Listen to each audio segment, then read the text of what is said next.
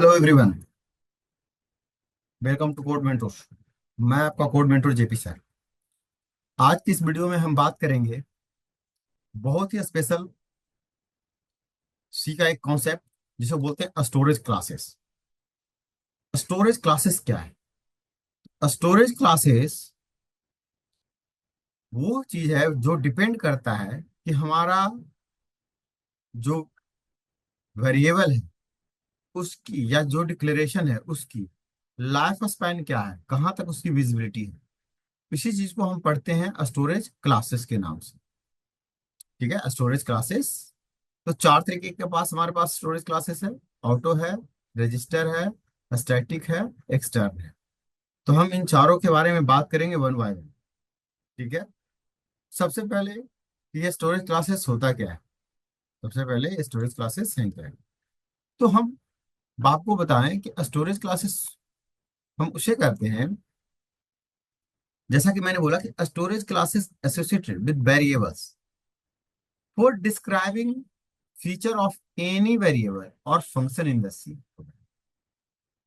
कि storage classes से ये चीजें तय होती है कि ये जो वेरिएबल है या जो फंक्शन है उसकी फीचर्स मतलब उसकी स्कोप कहाँ तक होगा, ये बताता है आपको storage classes. These storage classes deal with the feature such as scope, life span, visibility.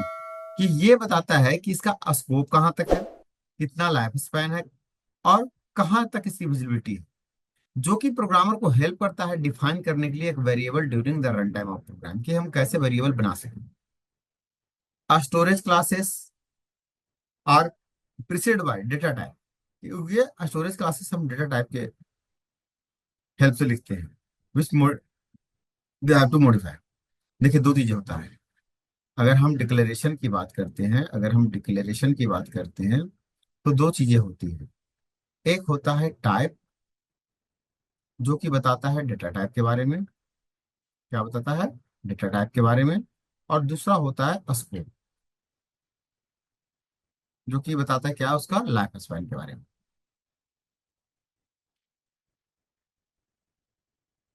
Scope को जो हम डिफाइन करते हैं, इसको जो हम टाइप को डेटा टाइप से डिफाइन करते हैं, स्कोप को हम डिफाइन करते हैं किससे?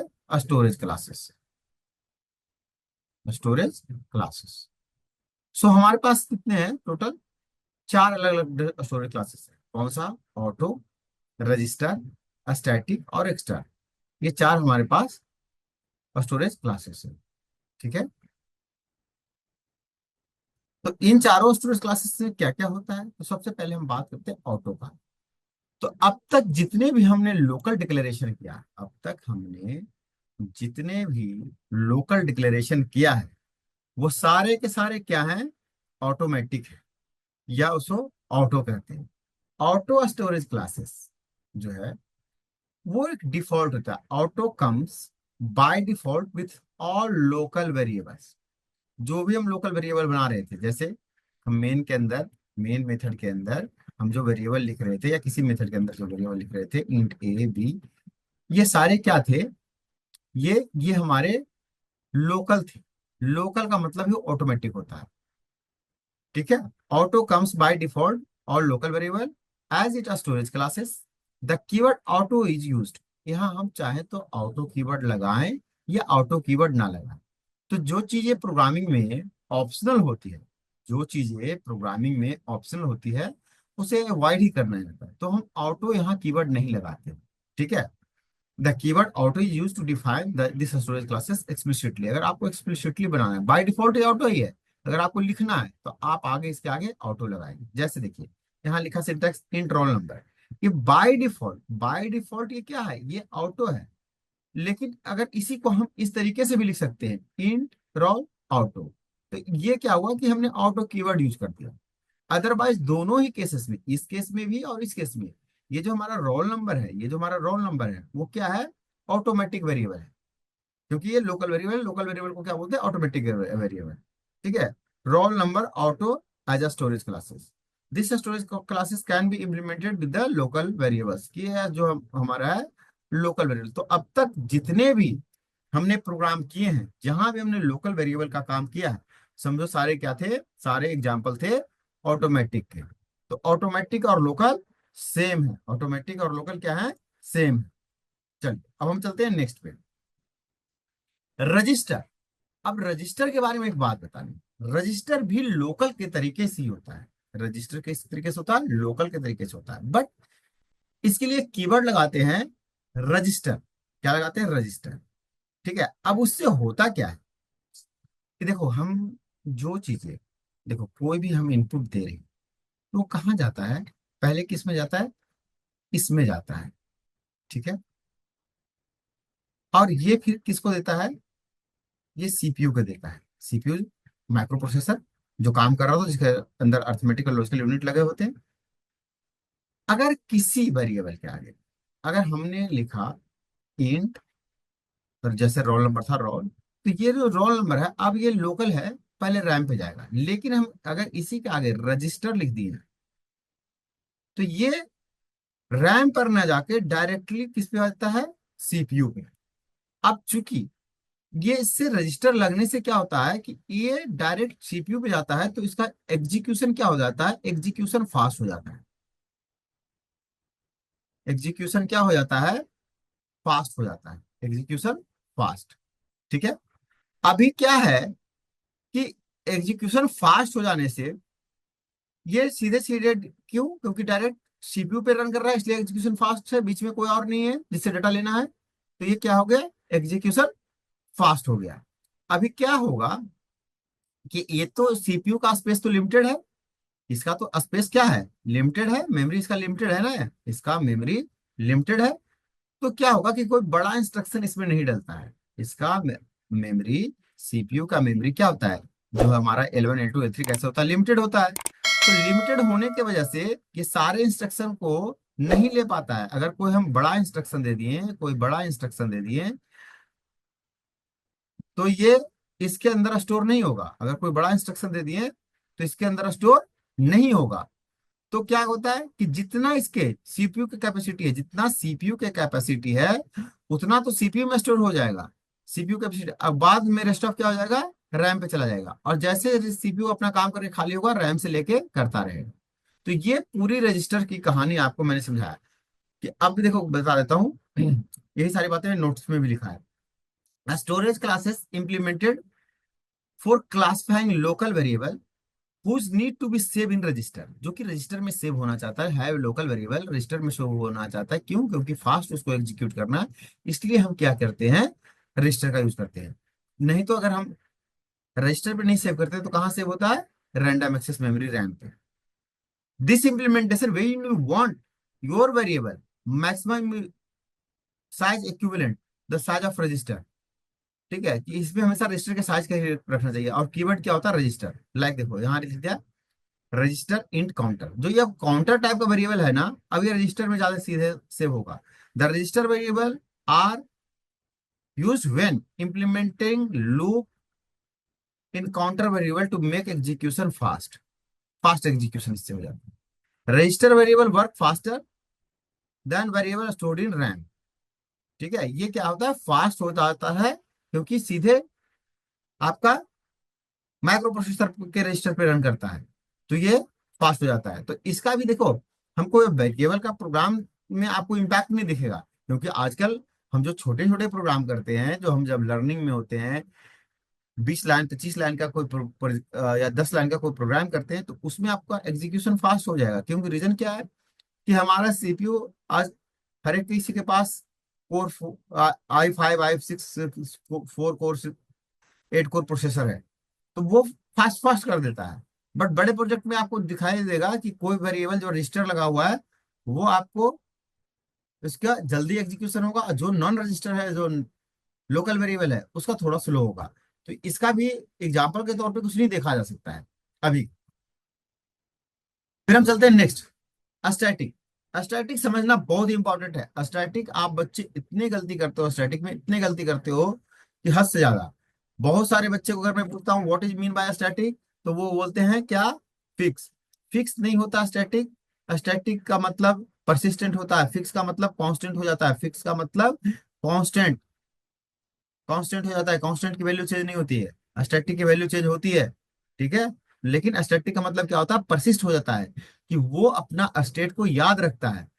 स्टैटिक का मतलब क्या होता है, परसिस्टेंट। स्टैटिक का मतलब क्या होता है, परसिस्टेंट, कि अपने आप को याद रखता है, या कंसिस्टेंट इसको बोलते हैं, अपने आप को याद रखता है कि मैं पहले कहाँ था, अब क्या हुआ हूं। ठीक है। This storage classes use use static variable and are use popularly with writing program in C. हम प्रोग्राम में लिखते हैं static variable preserve the value. लिखा ना, प्रिजर्व मतलब परसिस्ट करना, याद रखना, value of a variable even when जो scope is limited, scope exceed कर जाए या लिमिट हो से पार कर जाए, तो भी अपने आप को याद रखता है कि हमने किया क्या है। सो static storage classes has a scope local function which is defined. So global static variable can be accessed from any part of program, default assigned to the zero compiler, और static keyword define। Static keyword को हम static storage classes बनाने के लिए हम static keyword का use करते हैं। स्टैटिक स्टोरेज क्लासेस के लिए हम स्टैटिक कीवर्ड का यूज करते हैं, जैसे यहाँ लिखा हुआ है स्टैटिक इंट वेर। तो अब जो ये वेरिएबल है जिसकी वैल्यू 6 है वो स्टैटिक है। अब कभी भी चेंज होगा तो अपने आप को याद रखेगा कि मैं क्या था। अगर कहीं बाद में भी ये वेर प्लस प्लस होता है, वेर प्लस प्लस होता है, तो याद रखेगा कि मैं जो 6 था, 6 + 1 होकर 7 हुआ हूँ। ये याद रखेगा। ये इम्पैक्ट होता है इसका स्टैटिक वेरिएबल का। ठीक है। तो अब एक काम करते हैं, एक इसका हम प्रोग्राम करते हैं, सो दैट कि हमें चीजें समझ में आ जाए। तो प्रोग्राम करने के लिए हम कहाँ चलते हैं, प्रोग्राम करने के लिए हम एडिटर पे चलते हैं, विजुअल स्टूडियो कोड को ओपन करते हैं। ठीक है। और वहीं पे हम इसका एक प्रोग्राम करते हैं स्टैटिक स्टोरेज क्लासेस का। ठीक है, किसका, स्टैटिक स्टोरेज क्लासेस का हम एक प्रोग्राम करते हैं। फंक्शन में ही रहने देते हैं। या एक काम करते हैं, नया फोल्डर स्टोरेज कर देते हैं। ठीक है। और स्टोरेज के अंदर हम बनाते हैं न्यू फाइल। क्या, तो हम ये बनाते हैं static static dot c, program to illustrate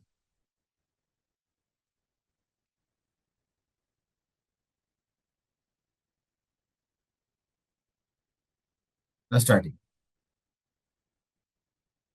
रहने दो static variable. Hash include studio dot h, एक हम फंक्शन बनाते हैं चेक के नाम से। ठीक है। और हम बनाते हैं यहाँ main.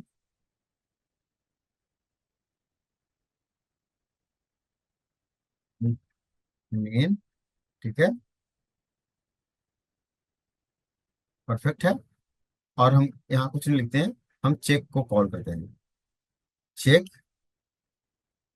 1 time, check second time, check third, बस ज्यादा नहीं, 3 टाइम चेक। और हम यहाँ चेक का बॉडी बनाते हैं, वाइड चेक, और इसमें अपना लॉजिक लिखते हैं। क्या,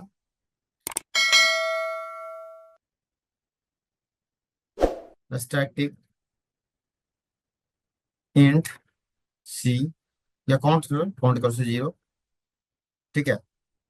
सी इक्वल टू प्लस प्लस, इसको ऐसे नहीं करता हूँ। तुम जो कहोगे वो थोड़ी हम करेंगे। हम करते हैं काउंट प्लस इक्वल टू 5। ठीक है। अभी क्या है, एक काम करो, मैं स्टैटिक कीवर्ड यहाँ से हटा दूँ। अगर मैं इस प्रोग्राम को अभी रन करूँ तो इसकी आउटपुट इच टाइम, हर एक टाइम क्या आएगा, 0 आएगा। क्यों आएगा, मैं C D storage C L S C sorry C L S G C C static. ठीक है, कंपाइल हो गया। देखो हमेशा क्या 0 0 आ रहा है, क्यों आ रहा है ये 0 0। अब आपको मैं समझाता हूँ क्या हो गया है। मेन से यहाँ कॉल हुआ फंक्शन, यहाँ रिडायरेक्ट किया, यहाँ काउंट है 0, यहाँ प्रिंट किया, क्या आया 0। फिर यहाँ क्या हुआ, काउंट प्लस इक्वल टू 5। अभी क्या हुआ, count equal to count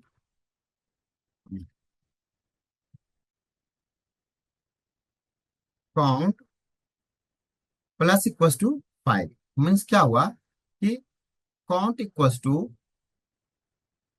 count equals to count plus 5।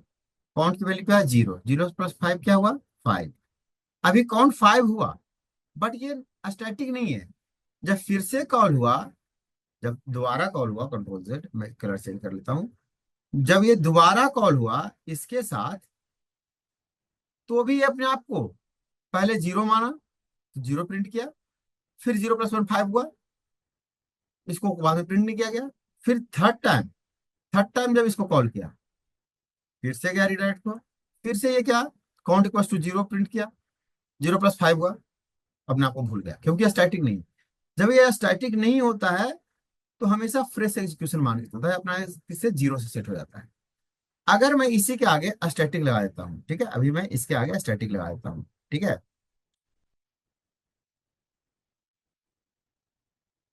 अभी क्या होगा, स्टैटिक लगाने से अब ये परसिस्ट हो जाएगा। अब ये परसिस्ट हो जाएगा। अब क्या होगा इसका आउटपुट, अब मैं आपको समझाता हूँ। कि पहली बार ये यहां से रन किया, कॉल हुआ मेथड, तो इसके पास गया, यहाँ आया, देखा स्टैटिक इक्वल टू 0 है।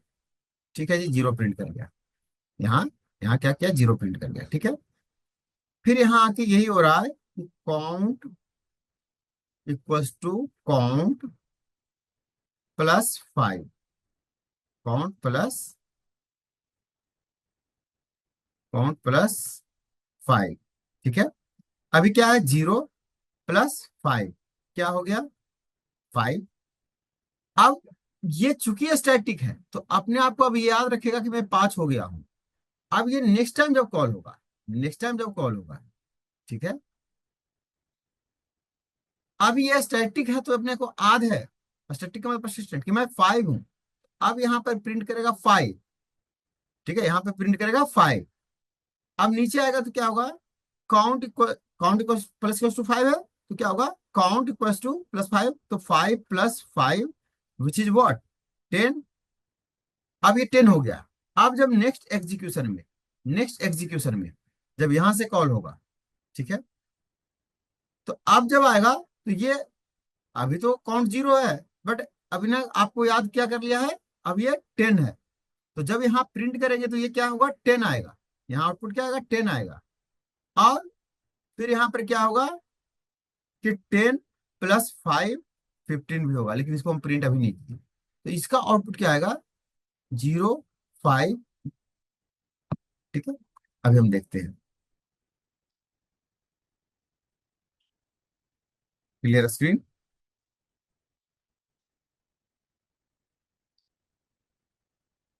देखो क्या आया, 0 5 10। तो स्टैटिक सिर्फ लगाया है, वहां स्टैटिक नहीं था। तो स्टैटिक का मतलब क्या हुआ, परसिस्टेंट हो गया। वो अपने आप को चीजें याद रखने लगा। स्टैटिक का मतलब परसिस्टेंट, चीजों को याद रखना, ठीक है। अब चलते हैं हम नेक्स्ट डिस्कशन के अंदर।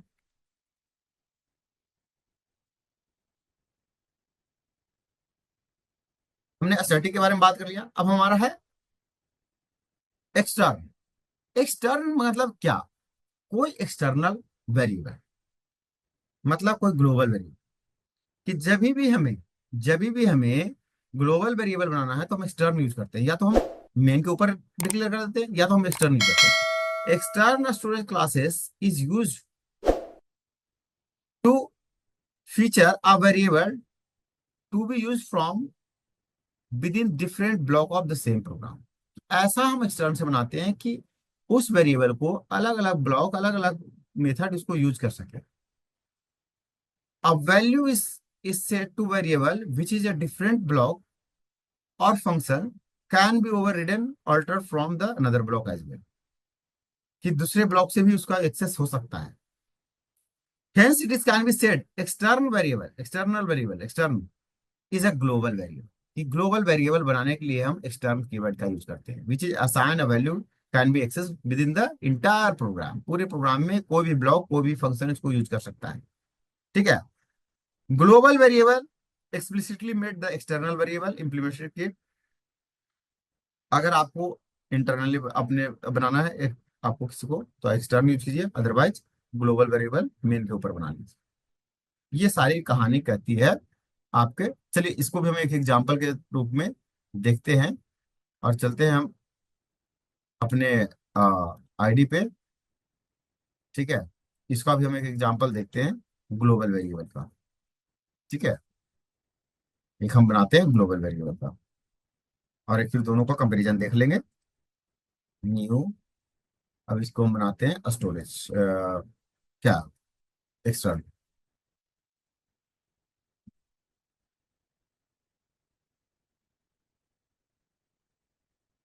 प्रोग्राम टू इलस्ट्रेट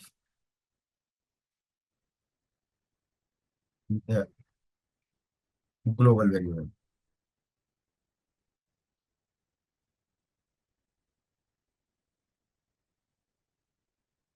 ठीक है,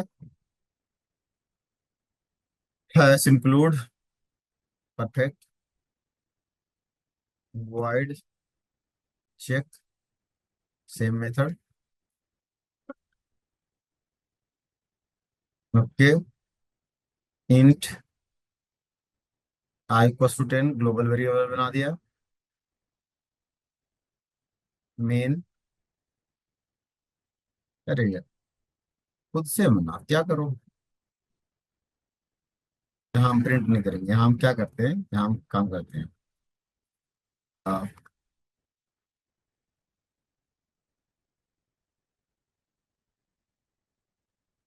आई प्लस प्लस इक्वल्स टू 5। ठीक है, चेक रन जीरो, और चेक में चलते हैं, void check then plus plus I perfect C. ये जो हमारा आई वेरिएबल है, ग्लोबल वेरिएबल है जिसकी वैल्यू 10 है, एक मेन फंक्शन है। ये जो हमारा वेरिएबल है वो ग्लोबल वेरिएबल है, क्योंकि मेन के ऊपर बना हुआ है, मेन के ऊपर बना हुआ है इसलिए क्या है, वो ग्लोबल है। ठीक है, इसकी वैल्यू 10 है।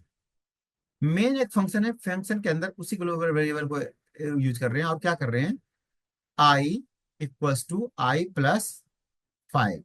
आई की वैल्यू अभी क्या है, 10। 10 प्लस 5, अब क्या होगी वैल्यू, 15। मतलब ये जो मेन मेथड है उसने भी इस आई को यूज किया, इसको मैनिपुलेट किया। फिर एक मेथड कॉल हुआ, जब मेथड कॉल हुआ तो मेथड कॉल वाले में गया। ठीक है, जब यहाँ से मेथड कॉल हुआ तो मेथड कॉल वाले में गया, मेथड में आया, अब कर रहा आई प्लस प्लस। तो अभी आई की वैल्यू क्या थी, 15। आई प्लस प्लस क्या होता है, आई प्लस प्लस क्या होता है, आई प्लस प्लस होता है I equals to I plus 1, means 15 plus 1। अभी क्या हो गया, 16, क्योंकि ये प्रीफिक्स है। आप लोग ऑपरेटर वाले वीडियो को रेफरेंस ले सकते हो। यहाँ इसका आउटपुट क्या आएगा, 16, जब हम इसे प्रिंट करेंगे तो। मतलब यहाँ कहने का मतलब, जो हम ग्लोबल वेरिएबल बनाए उसको मेथड 1 भी यूज कर सकता है, मेथड 2 भी यूज कर सकता है, कोई कितने भी ब्लॉक हैं वो सारे यूज कर सकते हैं इसे। ठीक है, CLS GCC एक्सटर्न, रन करो कोड को, आया 16। तो ये होता है हमारा ग्लोबल वेरिएबल। ग्लोबल वेरिएबल को कोई कहीं से भी एक्सेस कर सकता है। ठीक है, सो अगर हमें किसी वेरिएबल को हमें सबके एक्सेस के लिए बनाना है तो हम क्या बनाएंगे, तो हम ऐसे में वेरिएबल को हम बनाएंगे ग्लोबल वेरिएबल। ग्लोबल वेरिएबल को हम कहीं से भी एक्सेस कर सकते हैं। ठीक है, सो अभी क्या है, एक छोटा सा एग्जांपल और देखते हैं जहां पर हम कोशिश करेंगे दोनों को भी बनाने का। लाइक हम एक काम करते हैं, फंक्शन बनाते हैं वेरिएबल वाइड फंक्शन मेन। वो तो एक्सटर्नल लिखे या ना लिखे कोई खास फर्क पड़ता नहीं है। इंक्लूड हम कर लेंगे, चलिए देखता हूँ, करता हूँ। हाँ, मैं पहले से हटा दूं।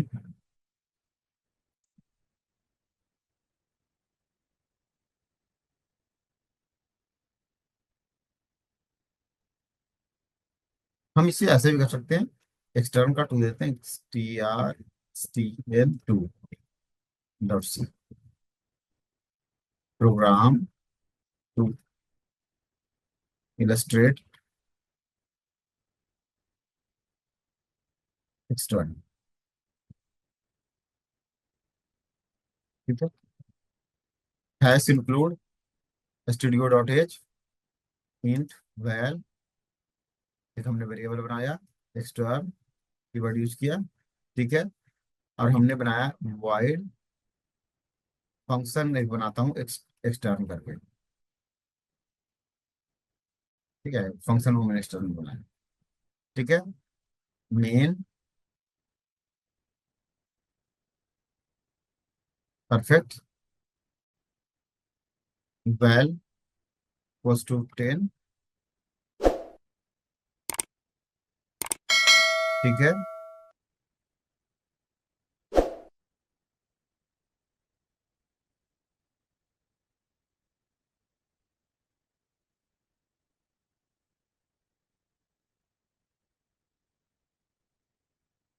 ठीक है परफेक्ट।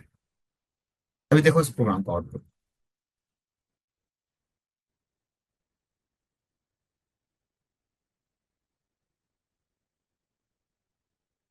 देखो, तो कर दिए खुश, वार्निंग देता है। ठीक है, देखिए एक्सटर्न वेरिएबल है, ये यहाँ पर फंक्शन एक्सटर्न है, तो ये ग्लोबल है, कहीं से भी यूज हो रहा है। और अगर ऐसा है तो एक काम करते हैं, मैं इसके आगे भी एक्सटर्न लिख देता हूँ। एक्सटर्न, एक्सटर्न ये भी एक्सटर्नल है, एक्सटर्न इंट वेरिएबल। अब इसे भी हम कहीं से भी यूज कर सकते हैं। तो ये एक्सटर्न कीवर्ड लगाने से भी हमारा ग्लोबल ही होता है। एक्सटर्न कीवर्ड लगाने से भी हमारा ग्लोबल होता है, और हम ग्लोबल डिक्लेयर करेंगे तो ही। क्यों भाई, मेरे को बहुत सारा वर्ड हो गया, कंफ्यूज कर रहा है। इससे कर देते हैं इंट मेन और रिटर्न 0। परफेक्ट।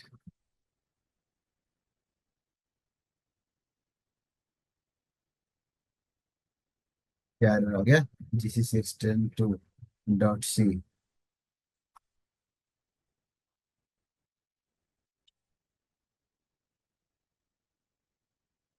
बहुत ज्यादा हमने यूज कर लिया है तो उस वजह से